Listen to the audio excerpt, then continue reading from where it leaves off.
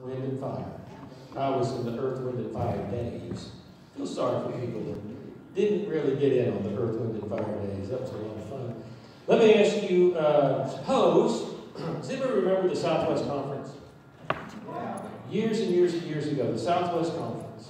They used to have this thing called the Southwest Conference, and it was all the Texas teams and this one other team, the University of Arkansas. And so, I don't know if that's how the Arkansas-Texas sort of, battle kind of got going, but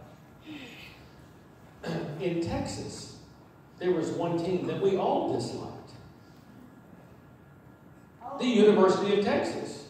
I thought, whenever we never played, when I was at Tech, it was, if you could beat one team, if you could beat the University of Texas, that would make your whole year. And when I was at Tech, if they announced the score in Fayetteville, the University of Texas 10, the University of Arkansas 17, everybody would have cheered.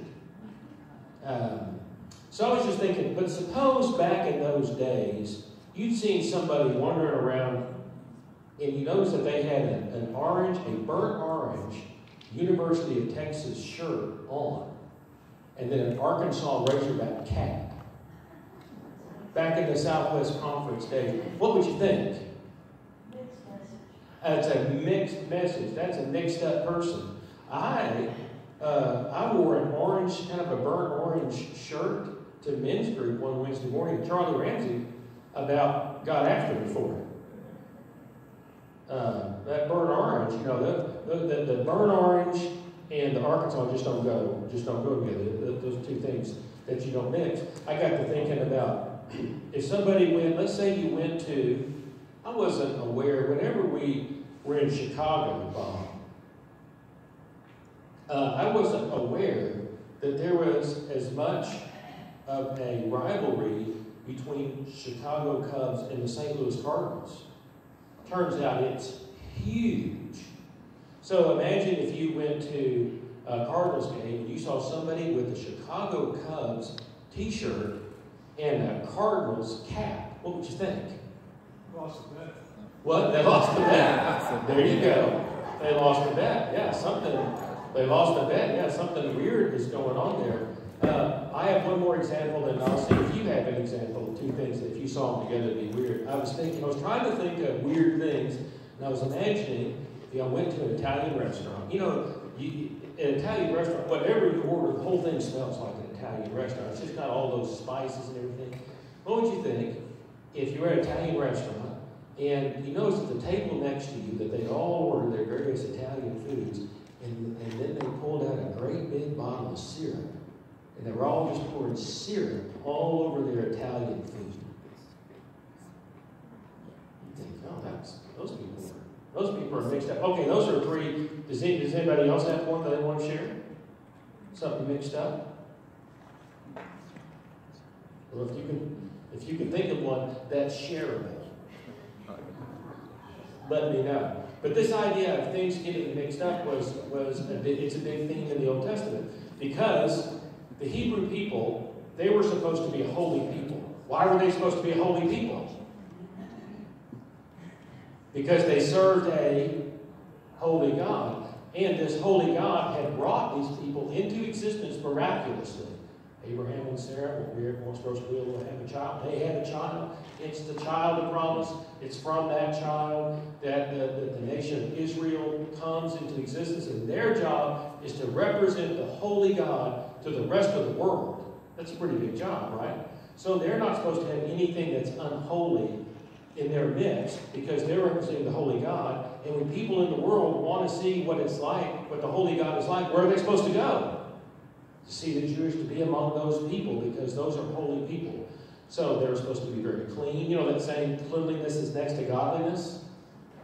That's where that idea came from. God is holy and pure. So we are a holy and pure people. That's why the Jewish people spent so much time on washing and keeping everything clean.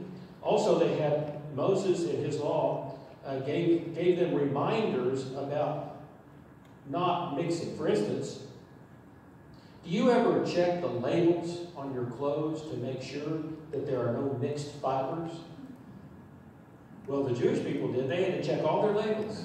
That's a joke, because I don't think their clothes had labels. But they had a law. This is one of the laws in the Old Testament. You shall not wear a garment that is made with two different kinds of, that has fabric where it's mixed, where the threads are mixed. Not to mix animal and plant fibers together. So that's to remember, you're not supposed to be mixed. You're not supposed to, if you're a farmer, you're not supposed to plant two types of seed in the same field.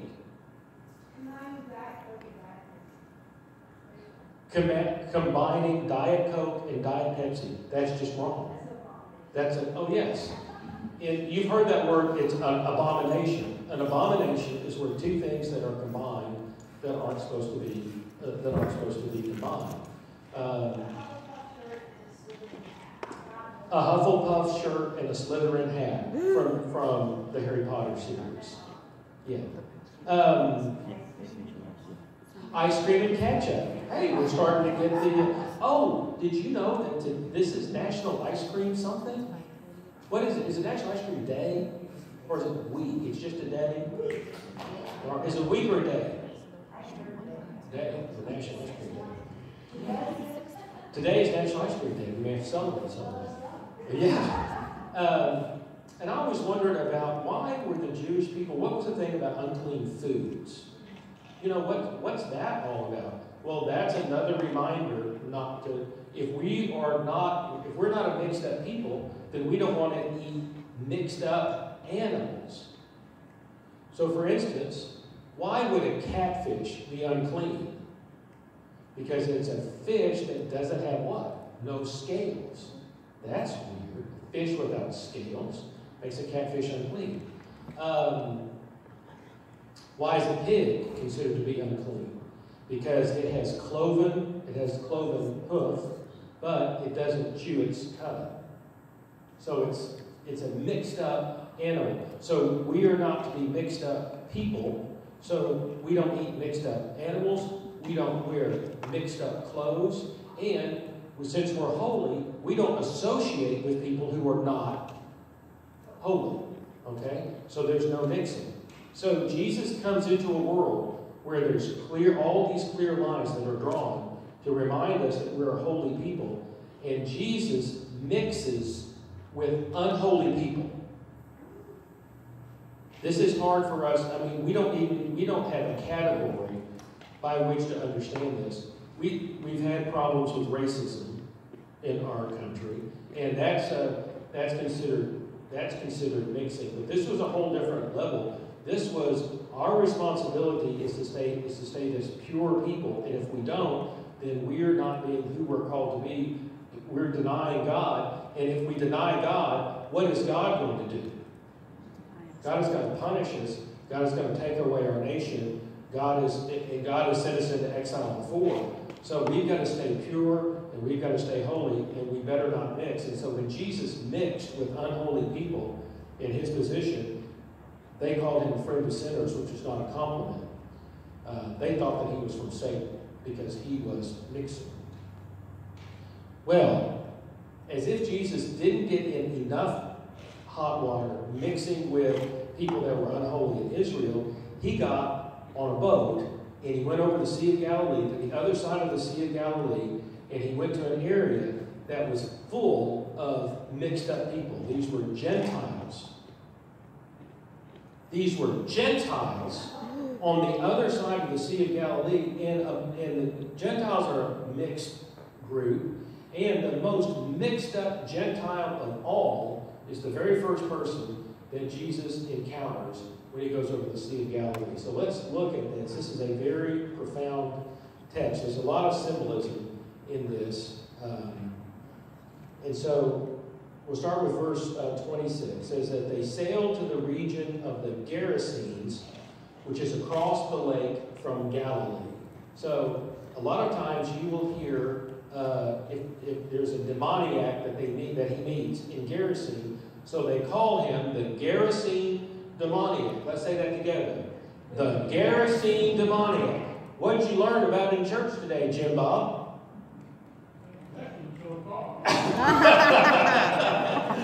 The Gerasene, thank you. I think I need to just hand one to Jim Bob. But, Jim Bob, the correct answer is the Gerasene demoniac. And people, you say the Gerasene, people are going to say, what? There was a lady in the first service, and we had the bulletin, and the title of the sermon was the Gerasene demoniac. And she said, what is that? Well, he was a man. Well, we'll find out about it. And he's the most mixed up. He is the worst of the worst. It said in verse 27, when Jesus stepped ashore, he was met by a demon-possessed man from the town. For a long time, this man had not worn clothes or lived in a house, but had lived in the tombs. Now, when you're driving down the road here in Harrison, have you ever seen somebody that is, you can tell, mentally having problems, and maybe they're having a conversation with somebody that's not there, and they're maybe waving their arms around and gesticulating like they're angry? You ever seen something like that? You know what I do when I see something like that? I switch lanes and I put my foot on the gas. I mean, I do that without even thinking about it, because I'm afraid that person, if they're walking down the road, that they might step out in the road. The last thing I want to do is hit a crazy person. But I have never thought, oh, this would be a good time for me to stop and engage in a conversation with this person. It's just scary. I mean, there's a kind of, when you, like, that's a kind of, I don't know what to do with that. It's just overwhelming. What can you possibly do to somebody? How can you possibly help somebody that's that far gone, that's that crazy? So there's a kind of, I kind of have a natural revulsion or a natural instinct to kind of get away. And plus, at least, I'm going to say in Harrison, at least all of our crazy people have clothes on. That's an extra level of crazy that I would really steer clear of somebody that was like that. Plus, imagine that this is all happening and you're at Hillcrest, at the, Maplewood. I think I've almost seen that at Hillcrest before. You're at Maplewood, you're at the cemetery. You're at the cemetery, and this person is crazy, doesn't have any clothes on. You really got to put your foot on the gas pedal then. Verses 28 to 29. When he saw Jesus, he cried out and fell at his feet, shouting at the top of his voice, "What do you want with me, Jesus, Son of the Most High God? I beg you, don't torture me." For Jesus had commanded the impure spirit to come out of the man. Many times it had seized him, and though he was chained hand and foot and kept under guard, he had broken his chains and had been driven by the demon into solitary places. Just continuing on, Jesus asked him, "What is your name?" "Legion," he replied, because many demons had gone into him, and they begged Jesus repeatedly not to order them to go into the abyss. A large herd of pigs was feeding there on the hillside. The demons begged Jesus to let them go into the pigs, and he gave them permission. When the demons came out of the man, they went into the pigs, and the herd rushed down the steep bank into the lake and was drowned. When those tending the pigs saw what had happened, they ran off and reported this in the town and countryside. And the people went out to see what had happened. When they came to Jesus, they found the man from whom the demons had gone out, sitting at Jesus' feet, dressed and in his right mind, and they were afraid. Those who had seen it told the people how the demon-possessed man had been cured. Well, that's quite a story. Let me ask you this question. I couldn't quite resolve this in my mind. Do you think that the man, when he speaks, do you think that we ever hear the man speak? Is it the man speaking, or do you think it's the demons speaking? You think it's the demons speaking? Like the man we might not be even hear from him. They say, "What do you want with me, Jesus, Son of the Most High God? I beg you, don't torture me." There are a lot of things that we could say about this text, but there are just a few things that I want to point out. There are three things that are about the man that, after he has been delivered, that I think are interesting. Number one, we know that it says that he is clothed and in his right mind. But what else does it say? He's clothed, he's in his right mind, but what else is he doing? He's clothed and in his right mind. He is sitting at the feet of Jesus. I hadn't noticed that before. He's clothed in his right mind, sitting at the feet of Jesus. What does sitting at the feet of Jesus imply? Discipleship. Remember the story of Mary and Martha? Do you remember what was Mary doing? She was sitting at the feet of Jesus. So I think that what happened with the rabbi and his students was the rabbi would teach from a seated position, and then the students would be at the feet of the rabbi. So he is clothed and in his right mind, and he is hearing the teaching of Jesus. And that, I just think that's a very powerful image. That's kind of that's what I want to be. I want to be clothed in my right mind and hearing the words of Jesus. And what occurs to me is that the words of Jesus are the orienting power in life. Okay, there's chaos, and there's the words of Jesus. Think about this. In the Bible, in the very beginning, in the book of Genesis, the creation, it's not just like, I guess when I didn't know anything about the Bible, and when I thought about creation, I would just imagine this big flash of light that would happen kind of out in the void of space. I'm the Star Wars generation. I imagine everything happening in the void of space. But in Genesis, it says that what happened was there was waters.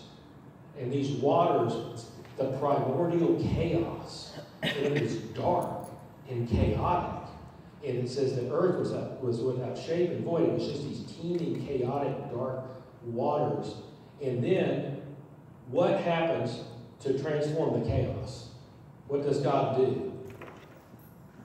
Speak. And what does God speak? What are the first words? Let there be light. And that's the beginning, the light and the darkness, that's the beginning of bringing order out of chaos. So when you look at that creation account, what you're seeing is order is being brought out of chaos. What's happening with this demon-possessed man? He's in chaos. He's in darkness. He's living among the dead in the tombs. And Jesus comes and speaks light into his darkness, brings order into his chaos, and then he is clothed, he is in his right mind, and he is sitting at the feet of Jesus. That's pretty powerful stuff, isn't it? And before this all happened, Jesus literally goes across a body of water that is chaos. He stills the chaos of the storm, and then he stills the chaos of this man by speaking words, by bringing order into his life. So that's pretty powerful. Another thing is this is one of the most dramatic instances of grace in the New Testament. I think that along with Paul's conversion, this is one of the most powerful stories. For instance, think of Paul's conversion. What was Paul doing to recommend himself to Jesus? He was doing everything wrong, right? He was persecuting the early church. He was on his way to persecute the early church when Jesus, and there is what? There's a blinding light.